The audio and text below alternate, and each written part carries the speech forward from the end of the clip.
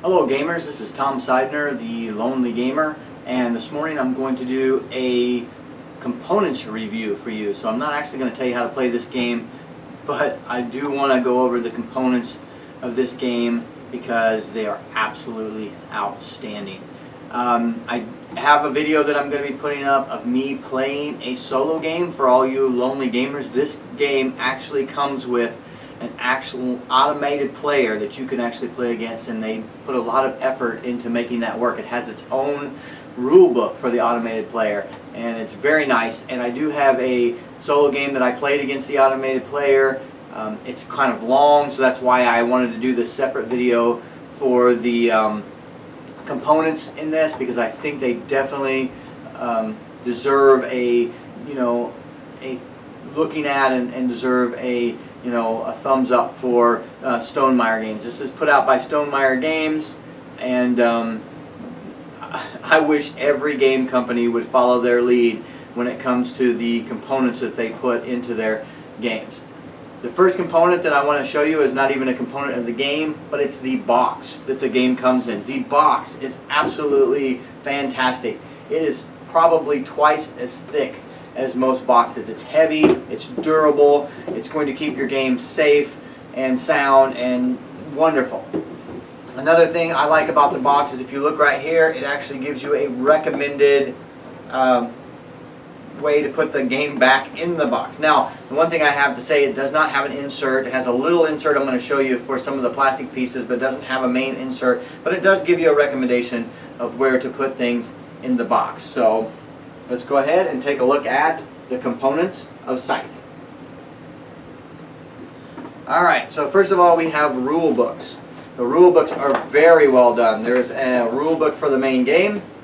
Very easy to understand, very clear. All the rules are lined out very well, and it's got beautiful color pictures and beautiful artwork from the game. Very nice rule book.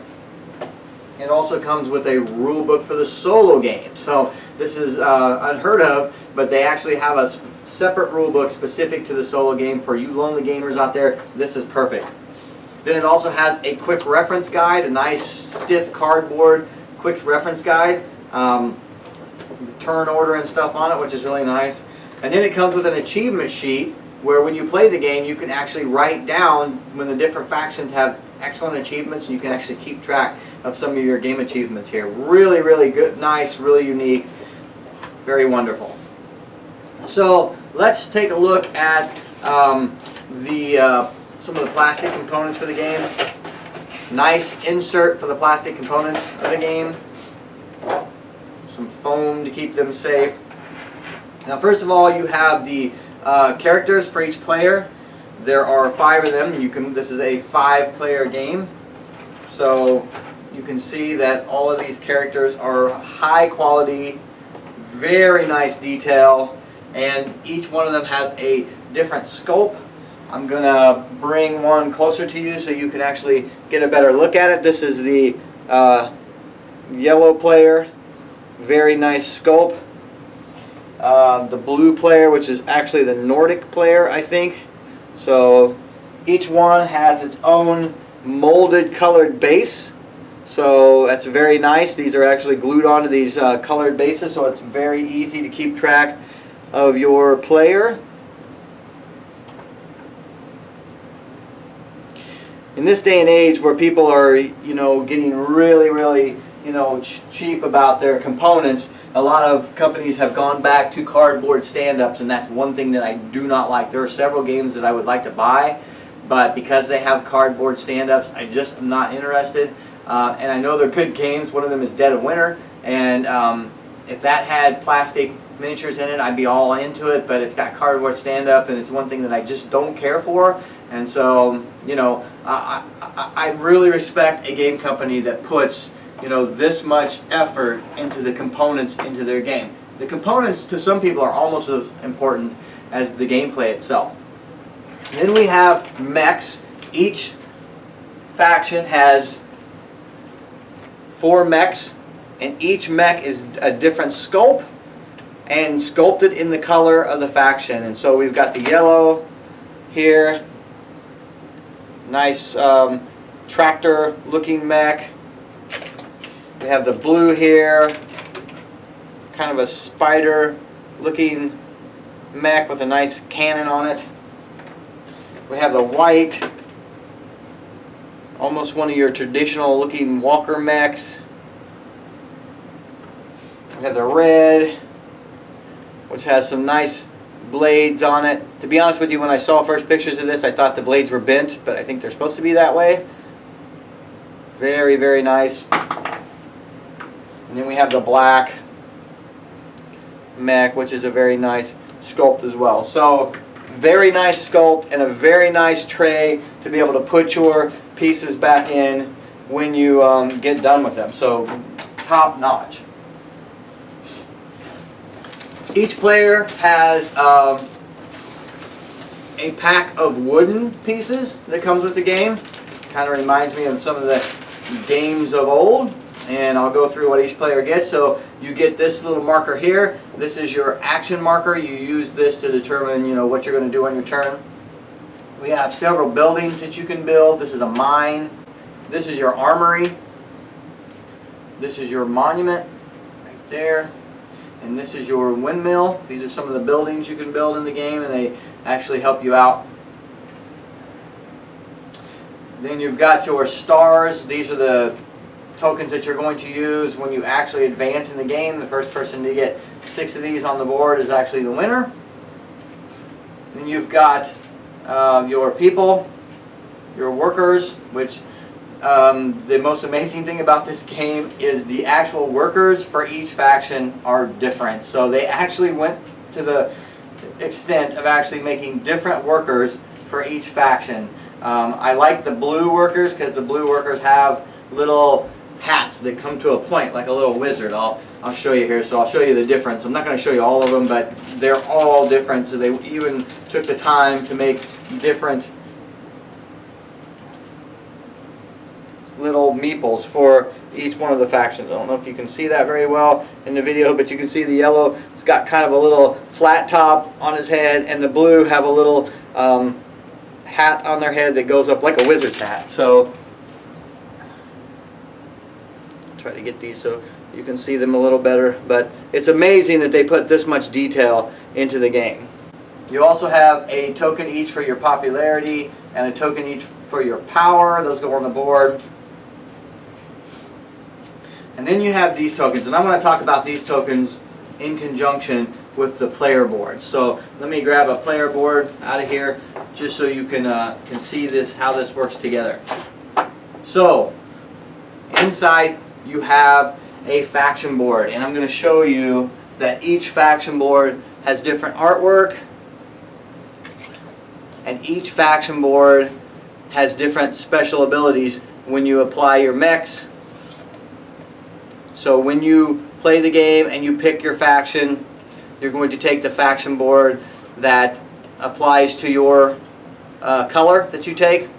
And these faction boards are thick, very thick. They could have just been papery, but they're very thick. They're beautiful. They've got beautiful artwork on them. They say Scythe on the back. Very nice.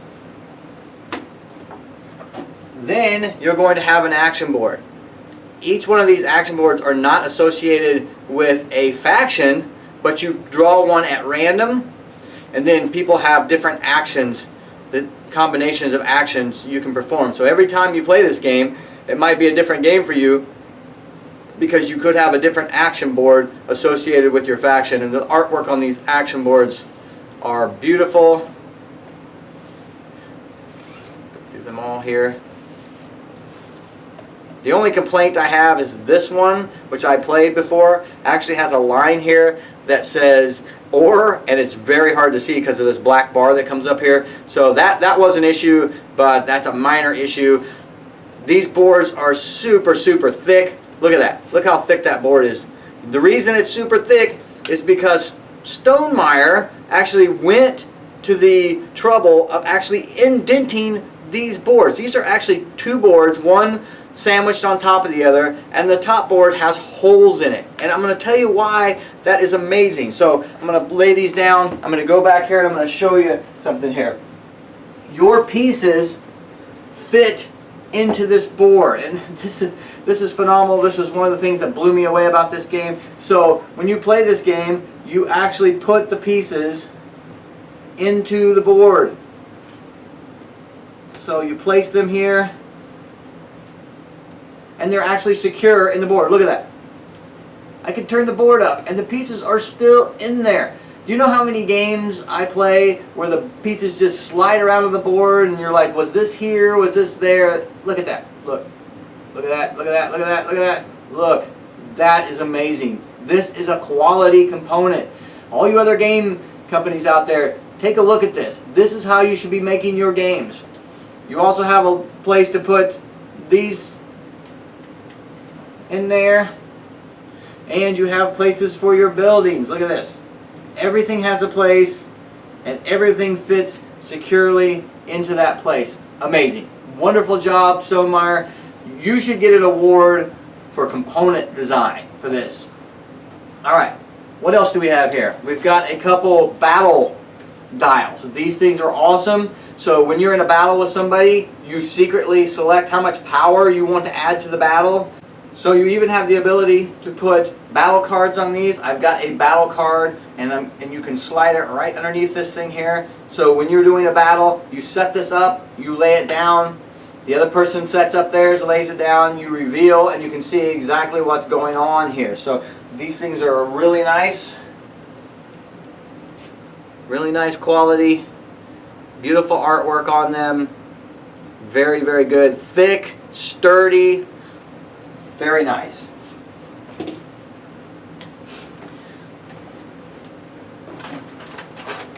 Another nice thing is they actually give you a couple trays in this game for distributing the resources. I wish they would have given you 4 of these. Now this is one thing that I wish. I wish they would have given you 4 of these, because what you have to do is you have to double these up, and then what you have to do is you have to flip them over, and so you have to actually, when you go to play, you have to divide these out into the correct trays. But let me tell you something, these things are easy to get the pieces out of. They've got curved inside, so when you reach down there to get them, that the pieces just pop right up.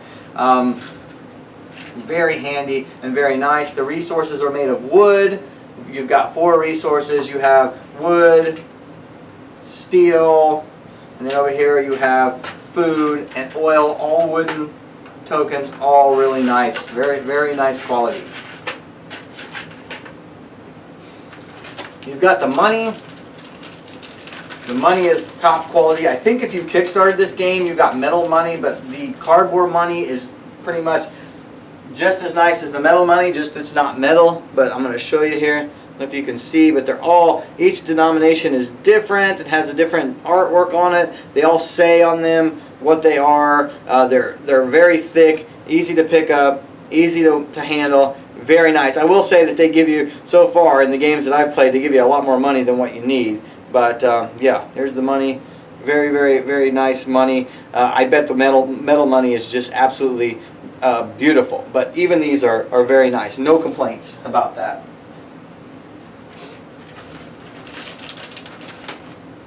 You get several cards in this game for different things, and the cards are really nice. They've got a nice rough finish on them, almost like a cloth finish on them. They're very nice.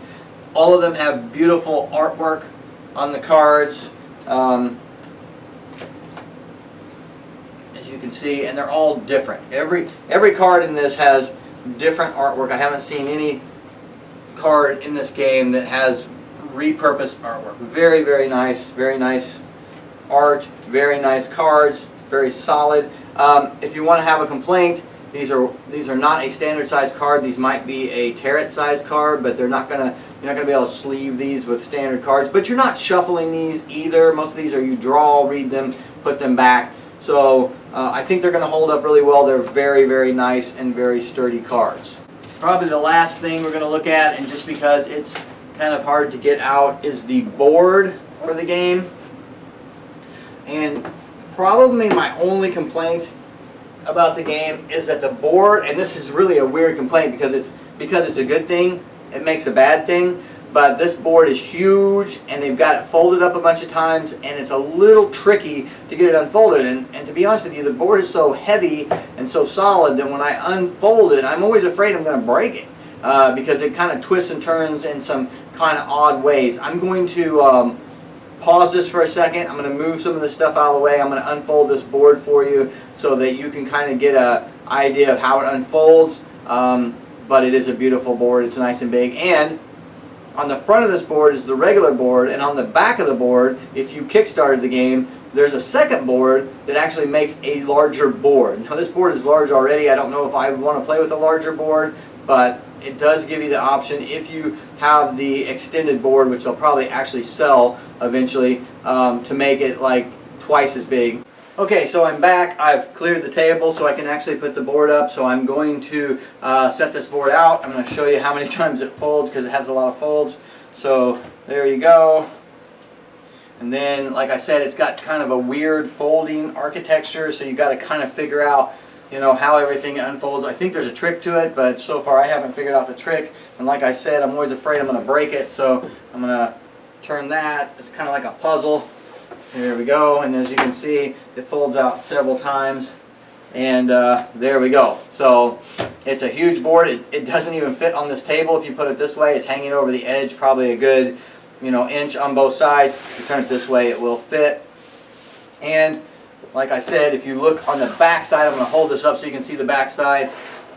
On this side, it's got a board that has a piece missing, so it's a kind of large, and there's another board that actually goes here that would actually fill that out and make it an even larger board with larger hexes and larger places to put your troops and everything. I think that was actually for the 5-player game so that you had more room on the board, but you can make do with this smaller board if you don't have the larger one. So that's it. This is Scythe. If you want to buy a game this year and you can only buy one game, buy this game. This is a quality game. It's a good game. The game is fun to play, but the pieces and parts for this are absolutely insane quality. Very, very nice.